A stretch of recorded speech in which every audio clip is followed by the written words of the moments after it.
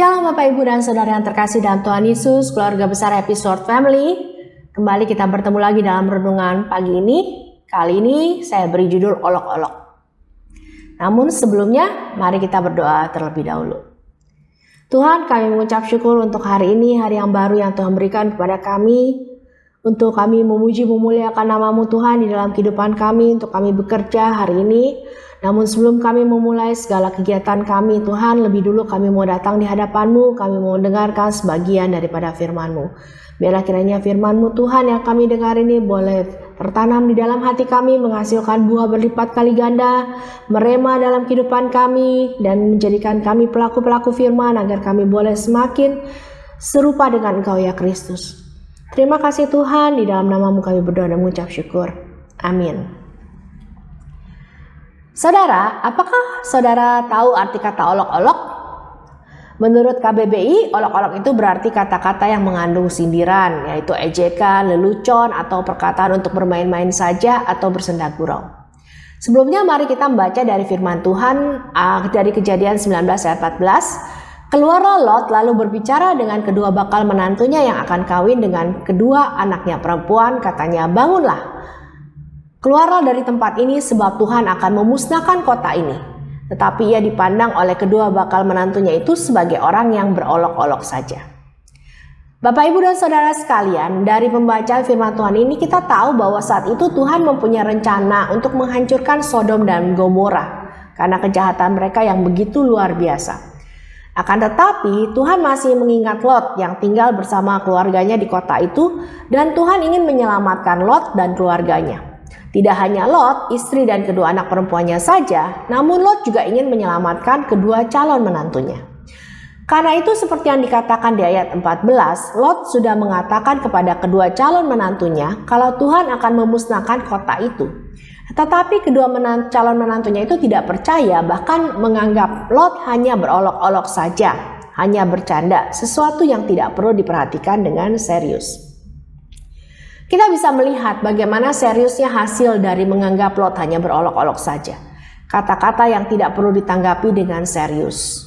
Dan hasilnya, kedua calon menantunya itu ikut binasa dengan orang-orang yang ada di kota Sodom dan Gomora itu. Bapak, Ibu, dan Saudara sekalian yang saya kasih dalam Tuhan Yesus, tanpa kita sadari, kadang kita juga berperilaku seperti kedua calon menantu Lot itu. Bila ada orang yang menasehati kita, kita menganggap tidak perlu menanggapi nasihat orang itu. Berpikir agar orang yang menasehati kita itu tidak usah mengurusi orang lain, lebih baik dia mengurusi dirinya sendiri saja. Apalagi kalau pembicaraan sudah sampai ke hal yang sensitif, seperti dosa, pertobatan, neraka, dan lain sebagainya. Sepertinya kita langsung ingin menutup telinga kita rapat-rapat atau mungkin mengusir orang tersebut pergi. Atau yang paling sering terjadi saat seseorang dinasehati, maka yang dinasehati biasanya lebih galak daripada yang menasehati. Ego, harga diri, merasa diri lebih benar, sikap membela diri, membuat seseorang sulit dinasehati. Olok-olok juga dilontarkan oleh salah seorang penjahat yang disalibkan di sebelah Tuhan Yesus dan para prajurit. Dalam Lukas 23 ayat 36 sampai 37 juga prajurit mengolok-olok dia. Mereka menyucukkan anggur asam kepadanya dan berkata, "Jika engkau raja orang Yahudi, selamatkanlah dirimu." Dan di ayat 39, seorang dari penjahat yang digantung itu menghujat dia, katanya, "Bukankah engkau adalah Kristus? Selamatkanlah dirimu dari kami dan kami." Sikap penjahat itu berbeda dengan penjahat lain yang digantung juga bersama dengan Kristus. Di ayat 40 dikatakan, tetapi yang seorang menegur dia, katanya, "Tidakkah engkau takut juga tidak kepada Allah, sedang engkau menerima hukuman yang sama?" Kita memang selayaknya dihukum, sebab kita menerima alasan yang setimpal dengan perbuatan kita. Tetapi orang ini tidak berbuat sesuatu yang salah. Kemudian di ayat 42 dan 43 dikatakan, lalu ia berkata, "Yesus, ingatlah akan aku apabila engkau datang sebagai Raja." Dan kata Yesus kepadanya, "Aku berkata kepadamu, sesungguhnya hari ini juga engkau akan ada bersama-sama dengan aku di dalam Firdaus." Dari firman Tuhan ini kita juga bisa melihat akibat yang diterima oleh penjahat yang mengolok-olok Yesus. Ia tidak diselamatkan, sementara penjahat yang satunya lagi berada di Firdaus bersama Kristus. Bapak, Ibu, dan Saudara yang saya kasih dalam Tuhan, firman Tuhan pada pagi hari ini mengingatkan dan menegur kita untuk tidak mengolok-olok orang yang datang mengatakan sesuatu atau menegur kita. Hanya Tuhan yang paling mengetahui keadaan kita saat ini. Dan Tuhan dapat memakai siapa saja untuk menguatkan atau menegur kita. Ingat, Tuhan bisa memakai siapapun. Tidak perlu harus Bapak atau Ibu Gembala yang harus menegur kita.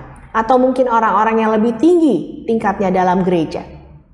Tuhan bisa memakai siapa saja, saudara. Bahkan mungkin dari omongan seorang anak kecil sekalipun. Padahal biasanya omongan anak kecil itu tidak dianggap serius ya. Tetapi sesuai dengan firman Tuhan dalam Yoel 2 ayat 28. Kemudian daripada itu akan terjadi bahwa aku akan mencurahkan rohku ke atas semua manusia. Maka anak-anakmu laki-laki dan perempuan akan bernubuat. Orang-orangmu yang tua akan mendapat mimpi. Teruna-terunamu akan mendapat penglihatan-penglihatan. Jadi, jangan pernah meremehkan siapapun dengan olok-olok bila ada orang yang datang menegur kita. Terimalah semua itu dengan hati yang terbuka. Tidak perlu marah. Jangan merasa tersinggung karena dinasihati, mungkin oleh orang yang lebih tua misalnya. Tapi terimalah semuanya itu dengan hati yang terbuka.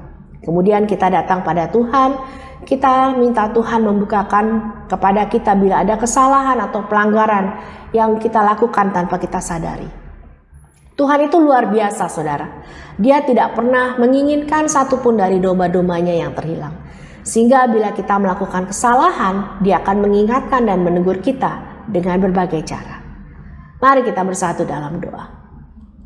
Tuhan, kami mengucap syukur untuk firman-Mu pada pagi hari ini. Mengingatkan kami semua, Tuhan Yesus, untuk kami tidak mengolok-ngolok Tuhan. Bila ada seorang yang datang menegur kami, menasehati kami, bahkan mungkin dari seorang anak kecil sekalipun. Karena siapapun bisa Tuhan pakai untuk menegur kami. Ajar kami Tuhan memiliki hati yang terbuka, memiliki hati yang rendah, agar kami Tuhan mau menerima semua nasihat, semua perkataan orang yang datang yang Tuhan utus kepada kami.